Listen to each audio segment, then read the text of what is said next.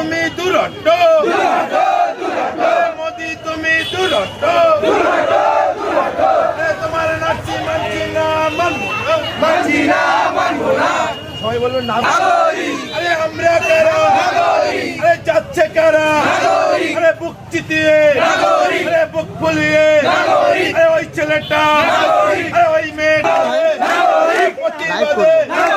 প্রতিরোধে কলকাতাতে, নবান্নতে, রাইটার্সে, মেদিনীপুরে,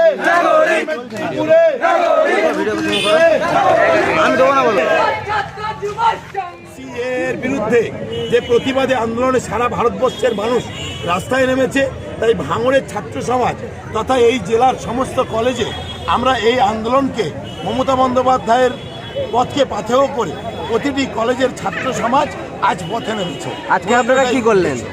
আজকে আপনারা মূলত কি করলেন? আজকে আমরা এনআরসি এবং সিএ এর বিরুদ্ধে প্রতিবাদ, যেটা পথে নামলো ভাঙড়ের ছাত্র সমাজ। কোথা থেকে কোথায় হাঁটলেন? এটা আমাদের ভাঙড় কলেজে আজকে পরীক্ষা চলছে, তা সত্ত্বেও আমরা যেহেতু কলেজ ক্যাম্পাসের মধ্যে করতে পারলাম না, তাই আমরা ভাঙড় থানার সামনে পর্যন্ত এসেছি কলেজ থেকে।